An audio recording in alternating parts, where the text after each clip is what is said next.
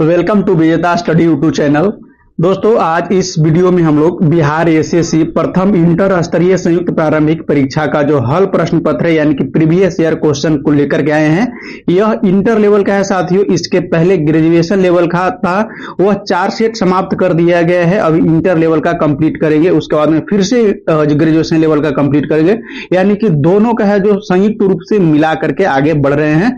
और previous year set जैसा कि आपने जानते हैं कि सभी एग्जाम के लिए अति महत्वपूर्ण होती है। एक बेस मालूम करने के लिए, एक अपना तैयारी को पता लगाने के लिए कि मेरा तैयारी किस लेवल तक पहुंच गया है, तो आपको प्रीवियस ईयर सेट लगाना जो है आपको मोस्ट इंपोर्टेंट मांगता है।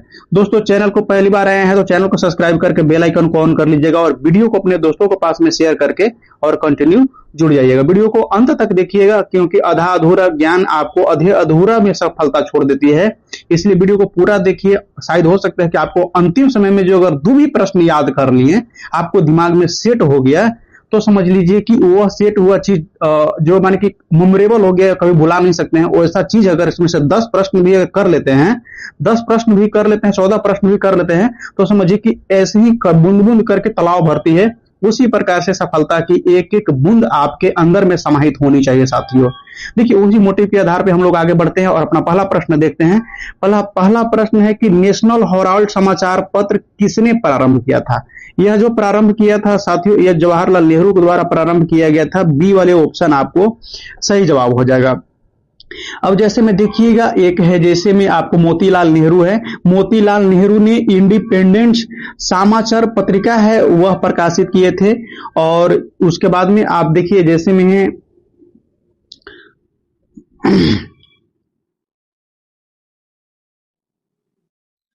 नेक्स्ट प्रश्न है दूसरा नंबर साथियों की मेगास्थानी चंद्रगुप्त मौर्य के कार्यकाल में क्या था? मेगास्थानी है चंद्रगुप्त के कार्यकाल में जो है एक राजदूत बनकर के आया था साथियों। बी वाले ऑप्शन आपको सही जवाब हो जाएगा। और जो मेगास्थानी जो है सेल्यूकस निकेटर के राजदूत के रूप में था। राजदूत के रूप में सेल्यूकस निकेटर आपको मेगास्थानी के चंद्रगुप्त मौर्य के दरबार में भेजा था। मेगास्थानी ने ही आपको इंडिका नामक एक बुक लिखा था, एक पुस्तक है, कई बार प्रश्न में आया है इंडिका का लेखक कौन है, तो मेगास्थानी के द्वारा लिखा गया था। तीसरा नंबर प्रश्न है साथियों कि गुरु गोविंद सिंह की शिक्षा कहां हुई और उन्हें पारसियन कहां सीखी है? तो उन्होंने पारसियन भाषा सीखी और शिक्षा जो है यह प्रारंभिक शिक्षा समझिए कि आपको यह पटना में, जन्म भी आपको पटना में ही हुआ था। पटना सिटी है बिहार की राजधानी पटना में, तो यह पटना में उनको शिक्षा भी प्राप्त हुई और पारसियन भी सीखने के लिए मिला। चौथा नंबर प्रश्न है कि अमजद अली खान किस वाद्य यंत्र से के लिए जाने जाते हैं? तो यह अमजद अली खान जो है आपको यह स्रोत वादक है। पहला ऑप्शन आपको सही जवाब हो जाएगा साथियों। वही सारंगी के क्षेत्र में महारत हासिल करने वाले नारायण विनायक थे। सितार वादक के रूप में पंडित रविशंकर को जानते हैं और तबला वादक के रूप में अल्लाह रखा खान को और उसके बाद में जाकिर हुसैन को तबला वादक के रूप में जाना जाता है। 5वां नंबर प्रश्न है कि अबेकस की खोज इस दौरान हुई थी, यानी कौन सी सभ्यता के दौरान है जो अबेकस का खोज हुई थी? तो यह आपको ग्रीक सभ्यता के समय में हुआ था। सी वाले ऑप्शन आपको सही जवाब हो जाएगा। सिंधु सभ्यता है, सिंधु सभ्यता सबसे जो है आपको सबसे पुरानी मानी जाती है। सिंधु नदी के किनारे पे निवास करती थी। 6ठा नंबर प्रश्न है कि 18वीं सदी में किस देश ने जर्मनी पर शासन किया था? तो जर्मनी पर जो शासन किया था वह आपको ऑस्ट्रिया किया था साथियों। बी वाले ऑप्शन आपको सही जवाब हो जाएगा। अब उसके बाद में देखिएगा जर्मनी है, जर्मनी का एकीकरण करने के लिए 1871 में बिस्मार्क ने इसको सबसे अहम भूमिका निभाया था साथियों। उसके बाद में देखिएगा आपको 7वां नंबर प्रश्न है। 7वां नंबर प्रश्न में आपको बहुत इंपॉर्टेंट प्रश्न है। देखिए, कई बार प्रश्न में आया भी है लेकिन इंपॉर्टेंट है साथियों।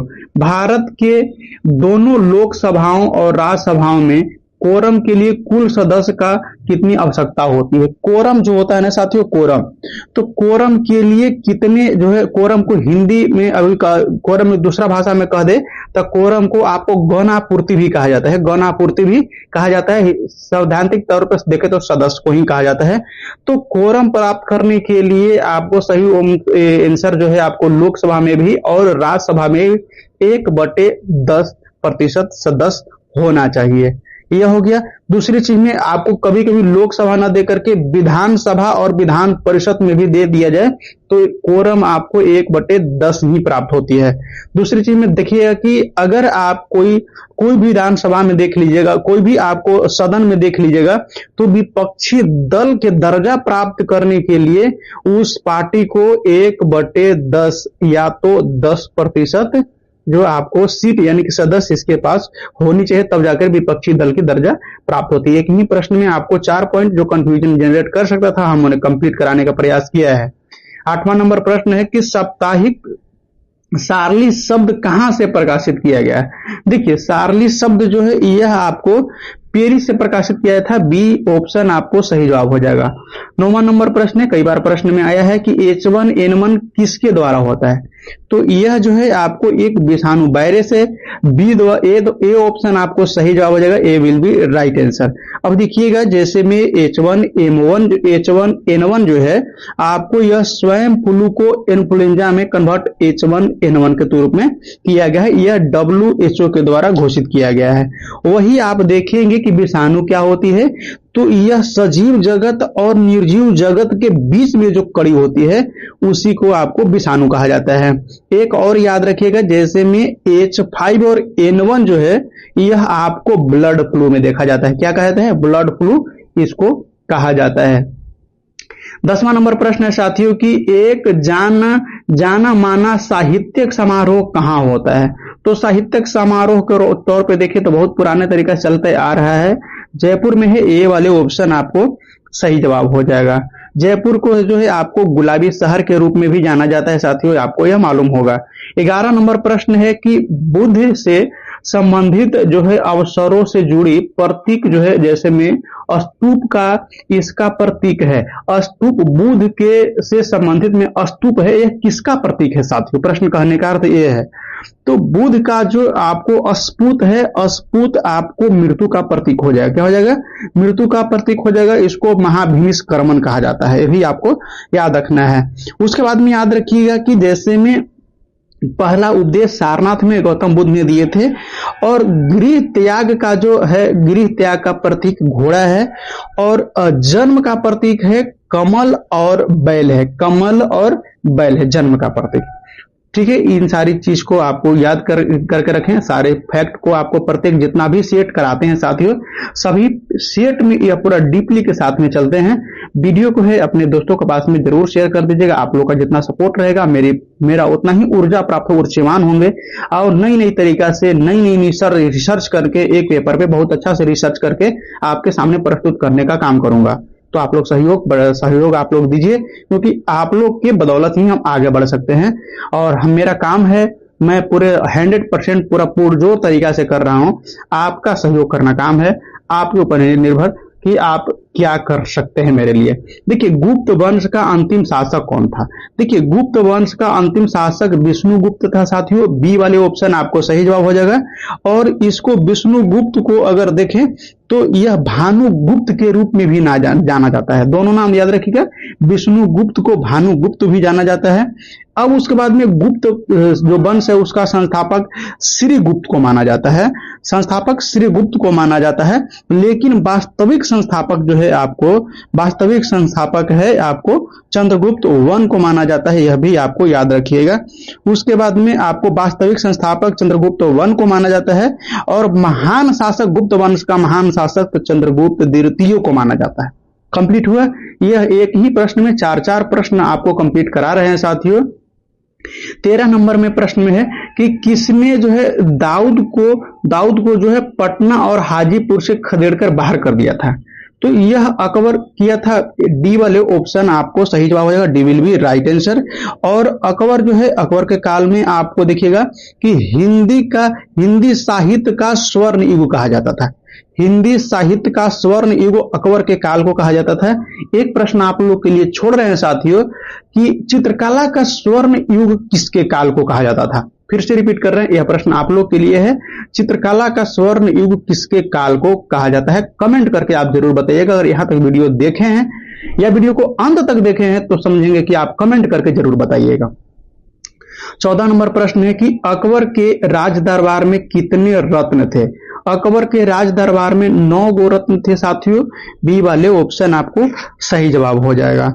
उसके बाद में 15 नंबर प्रश्न आप लोग के सामने है कि गोवा से पूर्व जो है पुर्तगालियों की भारत में कौन सी राजधानी थे। पुर्तगालियों का गोवा में राजधानी थी, उसके बाद में पुर्तगालियों का राजधानी आपको जाकर के कोचीन में बना है, कोचीन में बना है। ए वाले ऑप्शन आपको सही जवाब हो जाएगा। नेक्स्ट प्रश्न है आपको 16 नंबर में साथियों की बैगनी प्रकाश के जो आपको यह परास जो है परास एनएम में है, तो यह परास बैगनी प्रकाश का परास जो है 380 से लेकर 450 तक होता है। B will be right answer. Next प्रश्न आप लोग के सामने है और वीडियो को है दबा के शेयर करते रहिए। टेलीग्राम अगर चलाते हैं तो टेलीग्राम में भी शेयर कर दीजिए। और एक चीज इंफॉर्मेशन बताना चाहता हूं कि अगर इस जो मैं पढ़ा रहा हूं इसका आपको पीडीएफ पाना चाहते हैं तो पीडीएफ के लिए टेलीग्राम का लिंक आपको वीडियो के डिस्क्रिप्शन में दे दिया गया है। उसके माध्यम से एक पीडीएफ अभी आप प्राप्त कर सकते हैं, जिससे कि मैथ और रीजनिंग का सॉल्यूशन है, आप इसको पूरा कंप्लीट कर सकते हैं। देखिए नेक्स्ट देखिए 17 नंबर प्रश्न आप लोग के सामने है कि एक रोगी के शरीर के अंदर देखने के लिए क्या उपयोग किया जाता है। शरीर के जो आंदरूनी की हिस्सा है उसको अध्ययन करने के लिए प्रकाश तंतु का प्रयोग किया जाता है। सी वाले ऑप्शन सही जवाब हो जाएगा। प्रकाश तंतु जो है साथियों पूर्ण आंतरिक सिद्धांत पे काम करता है, पूर्ण आंतरिक परिवर्तन के सिद्धांत पे कार्य करता है। और पूर्ण आंतरिक परिवर्तन एक ऐसा है साथियों कि जैसे प्रकाश के माध्यम तो सीधा रेखा में गमन करता है, लेकिन पूर्ण आंतरिक परिवर्तन के माध्यम से जो है आप सीधा नहीं तिरछे वाले चीज को भी आप देख सकते हैं। ठीक है, एक चीज समझ में आया। उसके बाद में देखिएगा जो अवतल लेंस है, पहला ऑप्शन में अवतल लेंस है, यह निकट दृष्टि दोष के लिए निवारण करने के लिए है। उत्तल लेंस है दूर दृष्टि जो है दूर दृष्टि के निवारण करने के लिए यह लेंस का प्रयोग किया जाता है। 18 नंबर है कि उत्तरी गोलार्ध में सबसे लंबी रात्रि कब होती है। उत्तरी गोलार्ध में सबसे, बहुत ही इंपॉर्टेंट प्रश्न है, कई बार प्रश्न में आया भी है लेकिन अधिकतर लोग से गलत हो जाता है और कंफ्यूजन जनरेट करने वाली प्रश्न है। उत्तरी गोलार्ध की बात कर रहा है तो यह सबसे लंबी रात्रि की बात कर रहा है साथियों। आपको यह याद रखना है 22 दिसंबर को होगा, 22 दिसंबर को होगा। थोड़ा सा समझिए, जैसे सूरज की प्रकाश है मकर रेखा पर एकदम लंबवत पड़ता है, तो उस समय जो है आपको उत्तरी गोलार्ध में दिन छोटा हो जाएगा और रात बड़ी हो जाएगी।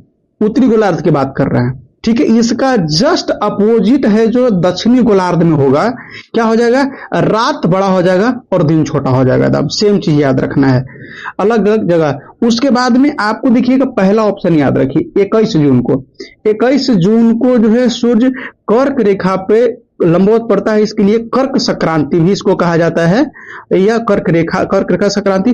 तो आप याद रखिए 21 जून को यह होता है। इसमें क्या होगा साथियों कि इसको में दिन बड़ा हो जाएगा और रात छोटा हो जाएगा। क्या हो जाएगा, दिन बड़ा हो जाएगा और रात छोटा हो जाएगा। काम कौन सा, तो यह उत्तरी गोलार्ध पर ही बता रहे हैं। ये दोनों आपको याद रखना है, 21 जून और 22 दिसंबर दोनों ही आपको उत्तरी गोलार्ध के अकॉर्डिंग हमने बताया। इसका जस्ट अपोजिट कर दीजिएगा, दक्षिणी गोलार्ध का हो जाएगा। दो बिंदुओं के अवसरों जो आवेश के मध्य जो बल F है और उसका मध्य की दूरी R है, तो बीच में रिश्ता क्या होगा, D will be right answer, आपको सही जवाब हो जाएगा। 20 नंबर प्रश्न देखिए, 20 नंबर प्रश्न है साथियों कि चंपारण सत्याग्रह प्रारंभ कब हुआ था। बहुत इंपॉर्टेंट है और कई बार प्रश्न में आया भी है।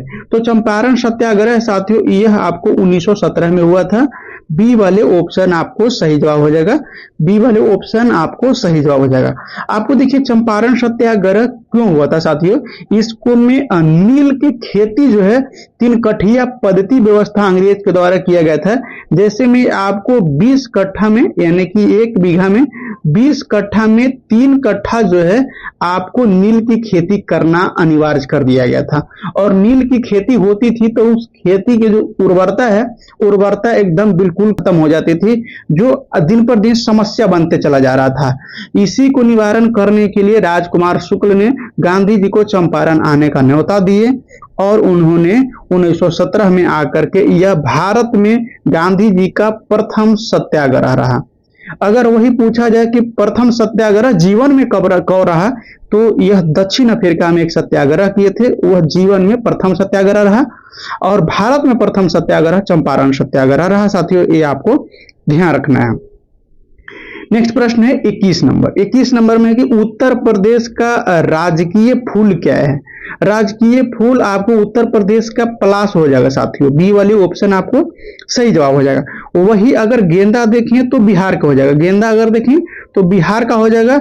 और गुलाब तो नहीं, लेकिन अगर कमल देखते हैं तो कमल जो है आपको हरियाणा का हो जाएगा, कमल हरियाणा का आपको राजकीय फूल हो जाएगा। उसके बाद में आपको देखिएगा, जैसे में उत्तर प्रदेश का ही राजकीय पक्षी देख लीजिए तो सारस होता है, सारस सारस सारस आपको राजकीय पक्षी के रूप में आ जाता है साथियों। नेक्स्ट प्रश्न आप लोग के सामने है। देखिए नेक्स्ट प्रश्न जो है आपको ये रीजनिंग टाइप के है, सिंपल से कुछ नहीं करना है। 5, 8 और 3 को जोड़ करके और 2, 9 और 3 को जोड़ करके आपस में घटाइएगा तो 2 का अंतर होगा, तो एक तरफ ही और इसमें से कौन सा घटाया जाए ताकि आपको अंतर 2 आ जाएगा। बस इसके लिए सही जवाब आपको 377 हो जाएगा। यह थ्योरी था, रीजनिंग का था, बता दिए शॉर्ट में, छोटा सा क्वेश्चन था साथियों। देखिए 23 नंबर है, भारत में प्रथम ऊनी कपड़े का मिल कहां खोली गई थी। भारत में प्रथम ऊनी कपड़े का मिल की बात है साथियों, तो आपको कानपुर में खोला गया था, सी वाले ऑप्शन आपको सही जवाब है। और यह 1876 के लगभग में खोला गया था। वास्तविक रूप से अगर कहें कि वास्तविक रूप से आजाद भारत के भी कह सकते हैं, वास्तविक रूप से जो है आपको ऊनी कपड़ा का जो मिल है वह वास्तविक रूप से 1950 में हुआ था। कब हुआ था? 1950 में आपको कह सकते हैं। आगे देखिएगा, जैसे मैं आपको अगर ऊनी कपड़ा का अगर देखा जाए सेंटर, प्रमुख केंद्र देखा जाए कहां, तो एक लुधियाना देख लीजिए, पानीपत देख लीजिए, जालंधर देख लीजिए, तो यह मेन सेंटर है ऊनी कपड़ा के लिए। आगे देखिएगा 24 नंबर प्रश्न है। 24 में साथियों की प्राकृतिक रेशम के कितने मुख्य किस्म होते हैं। देखिए प्राकृतिक रेशम मुख्य रूप से 4 किस्म के पाए जाते हैं साथियों, 4 किस्म के पाए जाते हैं। किस्म समझिएगा, एक सहतूत वाली होती है, एक एरी होती है, एक तसर होती है और एक मुग्गा होती है, एक जो कहा होता है मूंगा होती है, मूंगा। तो यह 4 किस्म है, आपको रेशम के 4 गो किस्म पाई जाती है साथियों। उसके बाद में देखिएगा कि भारत में कर्नाटक सबसे अधिक रेशम के उत्पादक में है, कर्नाटक सबसे अधिक रेशम के उत्पादन में है। विश्व भर में देखिएगा तो विश्व भर में चीन जो है रेशम का निर्यात भी, उत्पादन भी करता है और निर्यात भी करता है, यह ध्यान रखना है, उत्पादन भी करता है और निर्यात भी करता है। और रेशम का प्रथम जो जन्म हुआ था वह भी आपको चीन में ही हुआ था, कागज का जन्म भी चीन में ही हुआ था, यानी कागज का खोज भी चीन में ही हुआ था।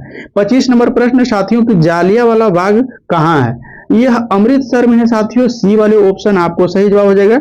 और इस दिन जो घटना घटी थी जालियांवाला बाग हत्याकांड, यह आपको 13 अप्रैल 1919 को घटी थी, अमृतसर में यह हुआ था। और इसको जांच के लिए, जालियांवाला बाग हत्याकांड के जांच के लिए सरकारी रिपोर्ट के अनुसार हंटर कमीशन स्थापना किया गया था, जिसको में आपको 379 गो मृत्यु बताया गया था। लेकिन वह उससे भी अधिक, लगभग में 1000 लोगों पे जनरल ओ डायर के आदेश पे धड़ाधड़ गोली चला दिया गया। वह भीड़ जो है आपको रात के समय थी, भीड़ आपको कुछ लोग दबा कुचल करके मर गए, कुछ भागने में और कुछ के गोली लगी, लेकिन 1000 से प्लस लोगों की मृत्यु हुई थी उस समय। और सरकारी रिपोर्ट के अनुसार 379 में ही बताया गया था। आगे देखिएगा 26 नंबर प्रश्न है, तमिलनाडु में पाई जाने वाली मुख्य जनजाति कौन सी है। ऑप्शन के अनुसार आपको इरूला हो जाएगा, पहला ऑप्शन सही जवाब है। 27 नंबर है साथियों की जारवा जनजाति जो है कहां पाई जाती है। तो यह जारवा जनजाति है, यह आपको अंडमान के क्षेत्र में पाया जाता है साथियों, D will be right answer, आपको सही जवाब हो जाएगा। उसके बाद में 28 नंबर प्रश्न है कि भारत में सर्वाधिक वन संरक्षण, देखिए सर्वप्रथम वन संरक्षण परियोजना का नाम क्या है। तो सर्वप्रथम वन संरक्षण का परियोजना का नाम जो है आपको ध्यान रखना है, तो इसका जो नाम है साथियों आपको हुंगुल परियोजना है। क्या है? तो हुंगुल परियोजना है, डी वाले ऑप्शन आपको सही जवाब हो जाएगा। हुंगुल जो है साथियों ये क्या है, तो यह एक कस्तूरी मृग है। क्या है? कस्तूरी मृग के नाम पर पड़ा है। और इसको में कस्तूरी मृग के संरक्षण के लिए दक्षी ग्राम अभ्यारण्य जो है कस्तूरी मृग के संरक्षण के लिए काम करता है। और यह बनाया गया था प्रोजेक्ट 1970 में आया था, उसके तहत इसको बनाया गया था साथियों। नेक्स्ट प्रश्न है 29 नंबर, नीति आयोग का आरंभ कब हुआ था। नीति आयोग का आरंभ जनवरी 2015 में हुआ था। यह योजना आयोग के नाम को चेंज किया गया है साथियों, जिसको आपको नीति आयोग बनाया गया है। ठीक है, नीति आयोग बनाया गया है और 1 जनवरी 2015 से यह गठन हुआ था। यह आपको, लेकिन मुख्य रूप से आप जनवरी 2015 याद रखिएगा तो आवेदन सटीक लगा सकते हैं। नीति आयोग का जो है आपको नेशनल फुल फॉर्म देख लीजिएगा, कहीं कहीं पूछता है, national institute for transforming India. National institute for transforming India इसका फुल फॉर्म होता है। जैसे में उसका अध्यक्ष आपको जो है प्रधानमंत्री होता था, इसको भी अध्यक्ष प्रधानमंत्री ही होता है। उसके बाद में देखिएगा आपको 15 मार्च 1950 को योजना आयोग जो हुआ था, 15 मार्च 1950 को इसका गठन किया गया था। वर्तमान में देखेंगे, वर्तमान में नीति आयोग है, नीति आयोग का अध्यक्ष हैं सुमन बैरी करके हैं भी साथियों। उसके बाद में देखिए आपको 30 नंबर प्रश्न आप लोग के सामने है कि पवनार आश्रम का संस्थापक कौन थे। पवनार आश्रम विनोबा भावे के द्वारा यह स्थापना किया गया था। और विनोबा भावे का एक और याद रखिएगा, भूदान आंदोलन का प्रणेता भी विनोबा भावे थे। विनोबा भावे का गुरु है महात्मा गांधी हैं। आपको यह आपको ध्यान रखना है साथियों। आगे देखिएगा जैसे बाबा आमटे हैं, बाबा आमटे भी हैं और बाबा रामदेव हैं। यह 2.25 आंख वाला बाबा, यानी कि योग के लिए यह जाने जाते हैं, योग के प्रक्रिया के लिए। और बाबा आमटे हैं, यह कुष्ठ रोग के निवारण संबंधी उपचार के लिए यह जाने जाते हैं। अन्ना हजारे जो थे यह गांधीवादी थे, गांधी के सिद्धांत पर यह एक सबसे बड़ी लोकपाल बिल के लिए सबसे बड़ा प्रदर्शन किए थे, उनसे भी इनको नाम जाना जाता है। आगे देखिएगा 31 नंबर प्रश्न है, जम्मू और कश्मीर की शासकीय भाषा क्या है। शासकीय मतलब कि वहां के शासन में चलने वाली भाषा है साथियों, तो यह उर्दू है। लेकिन संविधान में इसका उल्लेख नहीं है, संविधान में इसका उल्लेख नहीं है, लेकिन वहां की शासकीय भाषा आपको उर्दू है। अभी तो देखिए भाषाई क्षेत्र के भाषा के लिए कई सारे सरकार ने प्रावधान कर चुके हैं कि अब जो है बच्चों की स्कूली नॉलेज में है अपनी लोकल भाषा में ही दिया जाएगा। आगे देखिए 32 नंबर है, 32 नंबर जापान की जो है आपको संसद कहलाती है। जापान की संसद है साथियों, आपको यह डायट कहलाता है, डायट कहलाएगा, यानी कि बी वाले ऑप्शन सही जवाब हो जाएगा। वही आपको कोर्टस है, कोर्टस कहा जाएगा स्पेन के सांसद को। और सेमीज है, ध्यान रखेंगे सेमीज जो है, सेमीज आपको पोलैंड की राजधानी को कहा जाएगा। और डेल इरेन जो है आयरलैंड की जो है आपको ये संसद को कहा जाता है। इन सारी चीज को आपको याद रखना है। और क्योंकि आपको राजधानी से भी प्रश्न पूछेगा, मुद्रा से भी प्रश्न पूछता है साथियों, खास करके प्रश्न रहेगा ही इससे, तो एक बार इसको रट्टा मार लीजिएगा। 33 नंबर में है कि रियाल किस देश की मुद्रा है। देखिए रियाल आपको सऊदी अरब का हो जाएगा साथियों। बी वाले ऑप्शन आपको, सी वाले ऑप्शन आपको सही जवाब हो जाएगा, सी will be right answer.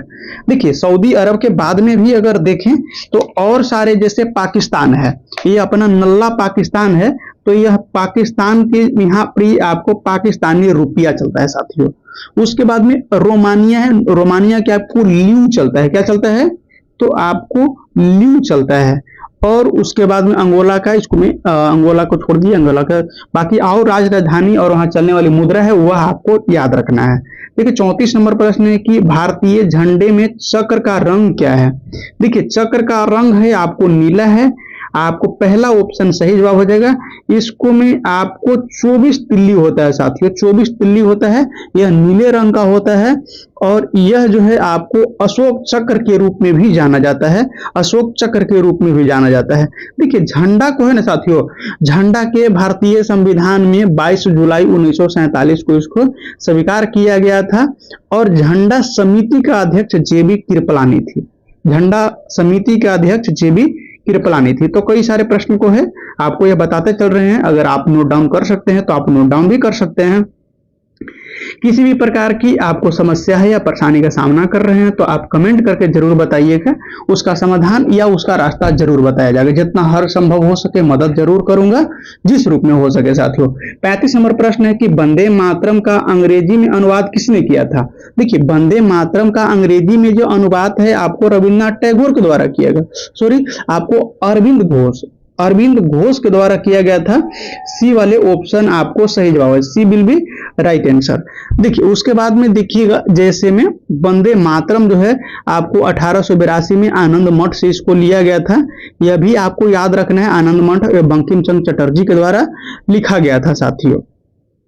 Next है 36 नंबर 1, यानी कि एक चैत पर्याय पड़ता है, इस दिन को क्या कहते हैं। देखिए एक चैत का जो महीना होता है, प्रथम चैत का प्रथम दिन होता है, वह अंग्रेजी कैलेंडर में कौन सा दिन होगा। अंग्रेजी कैलेंडर में 22 मार्च होगा साथियों। डी वाले ऑप्शन आपको सही जवाब होगा। अब उसके बाद में देखिएगा, जैसे में आपको यह चैत यह हिंदी के अनुसार, हिंदी पंचांग के अनुसार है, और इसको में एक जो है आपको शक संवत पे आधारित है। क्या है, तो यह शक संवत पे आधारित पंचांग है साथियों, जो भारत सरकार ने इसको स्वीकार किया गया है। इसको राष्ट्रीय पंचांग के प्रथम माह के रूप में भी जाना जाता है, और राष्ट्रीय पंचांग के अंतिम माह जो होगा फाल्गु होता है, फागुन होता है साथियों। तो इतना सारे चीज कंप्लीट किए।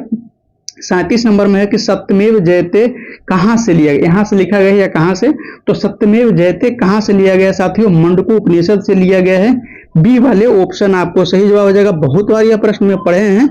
और जो है आपको सत्यमेव जयते क्या है, सत्यमेव जयते आपको राष्ट्रीय वाक्य है साथियों, राष्ट्रीय वाक्य है। उसके बाद में रामायण है, रामायण का लेखक आपको वाल्मीकि हैं, और वाल्मीकि को भारत के आदि कवि के रूप में जाना जाता है, भारत के आदि कवि के रूप में जाने जाते हैं।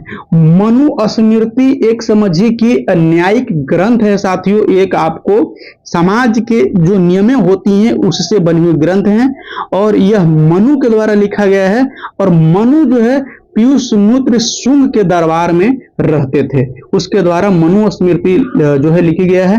हिंदू धर्म के लिए सबसे बड़ी स्मृति, यानी कि सबसे बड़ी मानी जाती है। नियम की जो है, नियम की सारी व्यवस्था, कैसे क्या करना है, पूजा पाठ करना है या क्या चीज मानना है, कि कौन व्यक्ति किस चीज के लिए प्रधान है, किसके लिए क्या करना है, सारी वर्ण व्यवस्था की जानकारी इसी के द्वारा दिया गया है।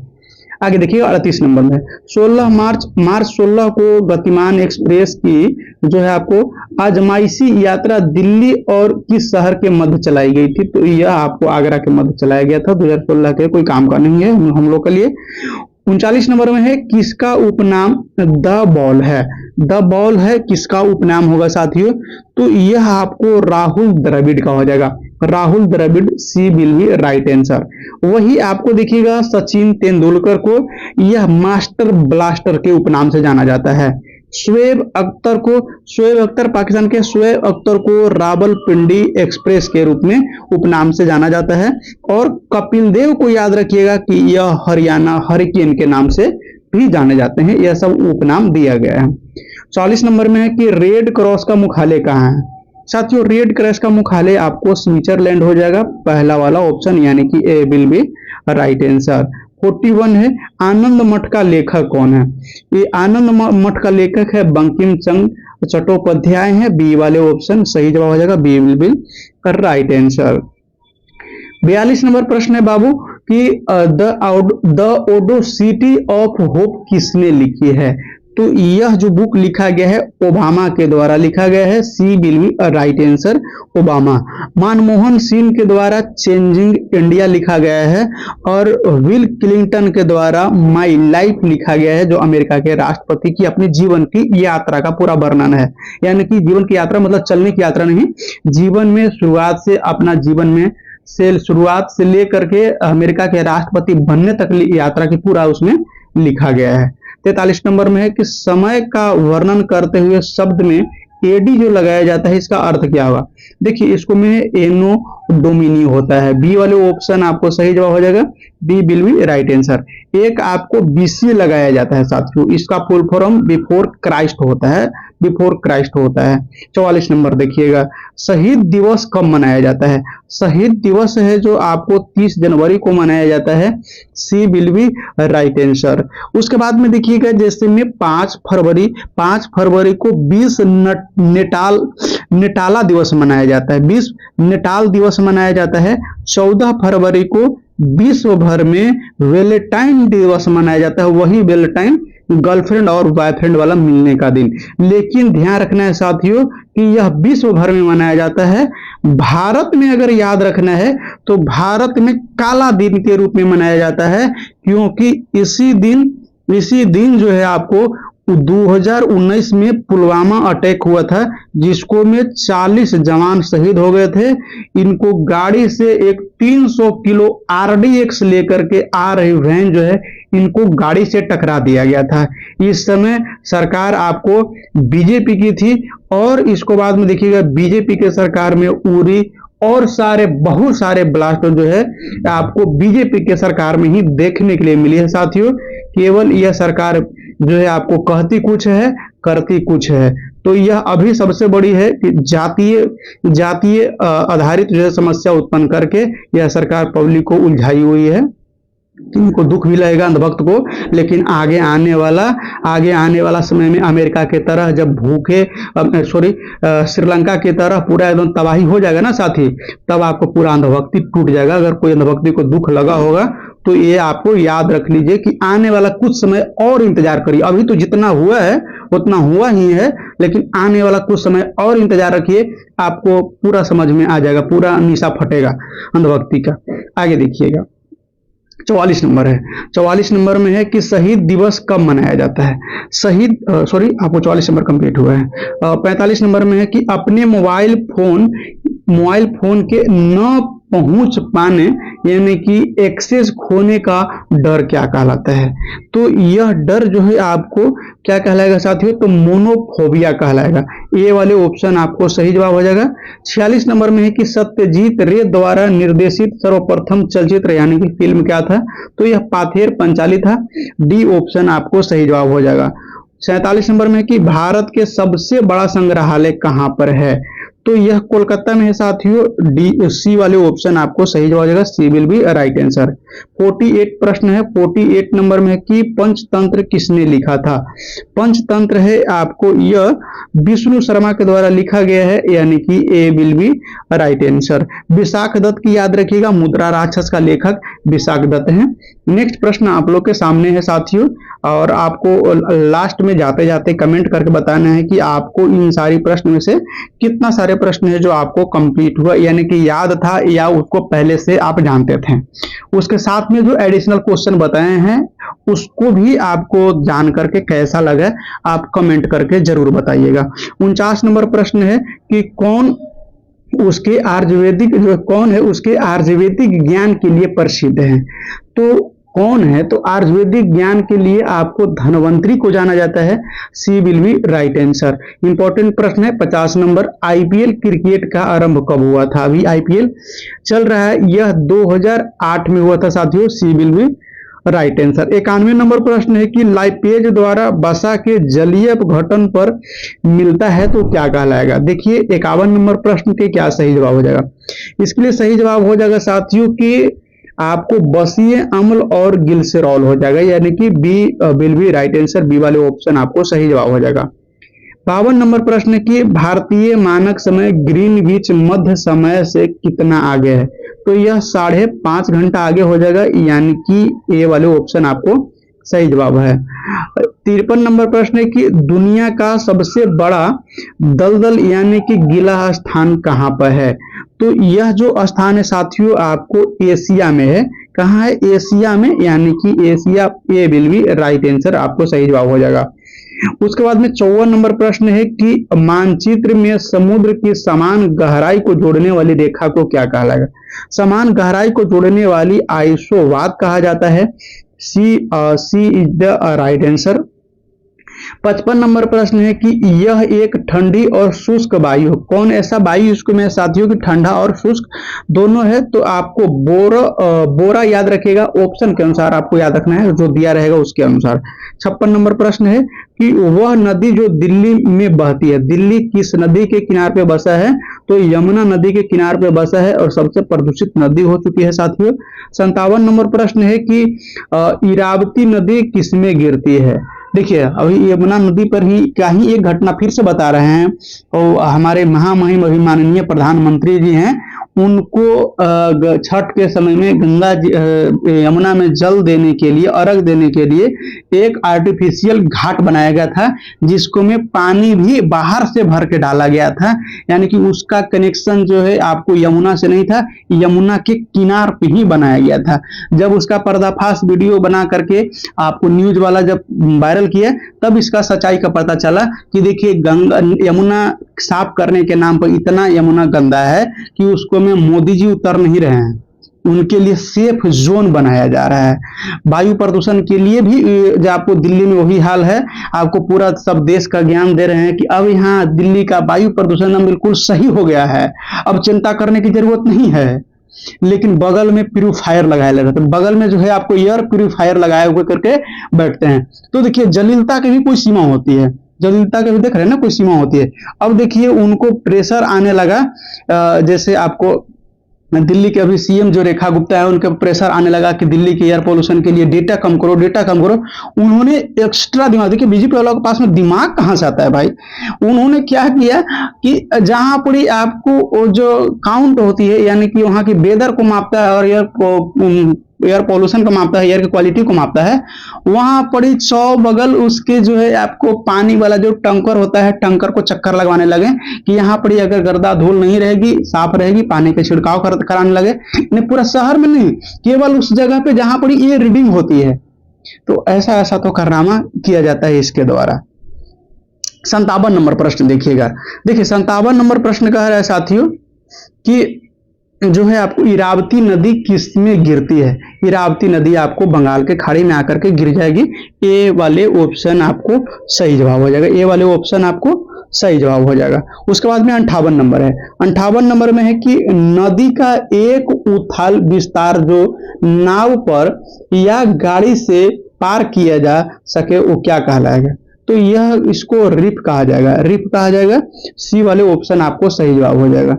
बीच में जो घाटी पड़ती है उसी को बात कहा जा रहा है, टापू को बात कहा जा रहा है। 59 प्रश्न है कि दुनिया का सबसे बड़ा द्वीप क्या है। दुनिया का सबसे बड़ा द्वीप अब ग्रीनलैंड है साथियों। सी वाले ऑप्शन आपको सही जवाब हो जाएगा। 60 नंबर प्रश्न है कि वह एक संग्रहित फल है। तो संग्रहित फल आपको सहतूत को देख लीजिए, सहतूत को है संग्रहित किया जा सकता है। और उसके बाद में 61 नंबर में है कि बद शहर कहाँ स्थित है। बद शहर है यह आपको ऑस्ट्रिया में स्थित है। बी वाले ऑप्शन सही जवाब हो जाएगा, B will be right answer. 62 नंबर में है कि मात्रा U80 plus half AT square चिन्ह का अर्थ समानता आयाम क्या हो जाएगा। तो इसका समानता आयाम जो है आपको यह आपको बी वाला एल हो जाएगा, बी ऑप्शन सही जवाब हो जाएगा। 63 नंबर में है कि शाखीय भौतिकी नियम इन कण पर लागू होते हैं जिनका जो है आपको जिनका क्रमांक क्या हो जाएगा, परास क्या होगा। तो यह आपको जो है आपको ए वाले ऑप्शन सही जवाब हो जाएगा, A will be right answer. Next प्रश्न देखिए, नेक्स्ट प्रश्न है 64 नंबर। 64 नंबर प्रश्न में साथियों की देखिए एक कार का एक पहिया जो है सड़क पर चल रही है तो उसको क्या बनेगा। तो उसको बनेगा यही कि आपको एक तो हो जाएगा कि स्थैतिक घर्षण सबसे पहले हो जाएगा, उसको में फिर काइनेटिक घर्षण होगी, फिर उसके बाद में रोलिंग घर्षण होगी। तो ये आपको बी वाले ऑप्शन सही जवाब हो जाएगा, बी वाले ऑप्शन आपको सही जवाब हो जाएगा साथियों। आगे देखिएगा 65 नंबर। 65 नंबर में है कि ध्वनि की गति u है और माध्यम का घनत्व p है। तो माध्यम का ये दोनों के बीच में रिश्ता क्या बनने वाला है, ये रिश्ता क्या कहलाता है, ये रिश्ता ए वाला कहलाता है, ए ऑप्शन आपको सही जवाब है। 66 नंबर में है कि गुरु नानक का जन्म कहाँ हुआ था। देखिए गुरु नानक का जो जन्म है आपको तालबंडी में हुआ था। कहाँ हुआ था, तालबंडी में हुआ था साथियों। सी वाले ऑप्शन आपको सही जवाब है। 67 नंबर प्रश्न देखिए, 67 नंबर में है कि अंग्रेज ने बहादुर शाह द्वितीय को देश से निकालकर कहां भेजा था। तो यह आपको कहां भेज दिया था साथियों, तो ये आपको सही जवाब हो जाएगा, रंगून में भेज दिया था, रंगून में भेज दिया था। आपको ये वाले ऑप्शन सही जवाब हो जाए। अभी हाल ही रिसेंटली के बात बता रहे हैं कि द न्यूज पिंच है, द न्यूज पिंच है, न्यूज पिंच जाकर के कवर किया है कि बहादुर शाह जफर जो है आपको यह उस समय के उसके परिवार अभी कलकत्ता में बंगाल में जाकर के निवास करते हैं, उनकी यह कहानी उजागर किए हैं। तो द न्यूज पिंच को एक बार जाकर के वीडियो जरूर देखिएगा। 68 नंबर प्रश्न है आप लोग के सामने कि जो है अभिज्ञान शाकुंतलम का प्रथम अंग्रेजी में अनुवाद किसने किया था? अभिज्ञान शाकुंतलम का आपको जेम्स निकोलसन ने किया था। D will be right answer. 69 number प्रश्न देखिए, 69 प्रश्न है कि अंग्रेज के भारत में राजकाल में आखिर से एक वायसराय कौन था? देखिए आखिरी से क्या कह रहा है कि आखिरी से पूर्व, अंतिम से पूर्व वायसराय कौन था, यानी सीधा कह सकते हैं कि अंतिम छोर जो समय आया आजादी के, तो उस समय अंग्रेज का वायसराय उसके पहले कौन था? उसके पहले जो है माउंटबेटन था। माउंटबेटन था, ध्यान रखना है, ये ऑप्शन आपको सही जवाब हो जाएगा। 70 नंबर प्रश्न है कि लौह चुंबकीय पदार्थ के लिए उसके चुंबकीय संग्रहिता का लिए सत्य क्या है? तो इसमें से सत्य हो जाएगा, क्या हो जाएगा, चुंबकीय संग्रहिता जो है अधिक होता है लौह चुंबकीय पदार्थ में। बी वाले ऑप्शन आपको सही जवाब हो जाएगा। 71 नंबर प्रश्न साथियों कि जब प्रकाश दूसरे माध्यम के अंदर जाती है, यानी कि जैसे आकाश से पानी में प्रवेश करेगा, ऐसा एग्जांपल समझिए। तो जब प्रकाश पानी में प्रवेश करेगा तो उसको क्या हो जाएगा, क्या किस पे फर्क पड़ने वाला है? साथियों देखिए उसकी आवृत्ति पर परिवर्तन नहीं आएगा। उसको क्या है, आवृत्ति पर कोई परिवर्तन नहीं आएगा, बाकी उसकी आवृत्ति में परिवर्तन आता है। तो उसकी आवृत्ति है, आवृत्ति में कोई परिवर्तन नहीं आएगा साथियों, ये ध्यान रखना है आपको। और यहाँ इसके बाद में यहाँ से मैथ का प्रश्न शुरू होगा। तो मैथ के लिए आपको पीडीएफ को डाउनलोड कर लीजिए। पीडीएफ है आपको टेलीग्राम पे मिल जाएगा। टेलीग्राम का लिंक वीडियो के डिस्क्रिप्शन में दिया गया है, वहां से आप टेलीग्राम को जुड़ जाइएगा। साथ में यहाँ तक आपने देखे हैं वीडियो को, तो आप एक चीज कमेंट ही कर दीजिए कि आप अभी तक ले जो है कितना प्रश्न इसको में से आप सही कर पाए थे, या कितना प्रश्न आप लोग के जानकारी में था, जानते थे। या ये भी बता सकते हैं कि अभी आपको वर्तमान में आपको करंट सेट लगा रहे हैं तो उसको में कितना नंबर आ रहा है। उस हिसाब से और किसी प्रकार के सजेशन लेना चाहते हैं तो वीडियो में कमेंट करके जरूर बताइएगा, उसका जवाब जरूर दिया जाएगा। इस वीडियो में इतना ही, मिलेंगे अगली वीडियो में। चैनल को सब्सक्राइब करके और वीडियो को अपने दोस्तों के पास में शेयर कर दीजिए साथियों। मिलेंगे अगली वीडियो में, जब तक के लिए धन्यवाद।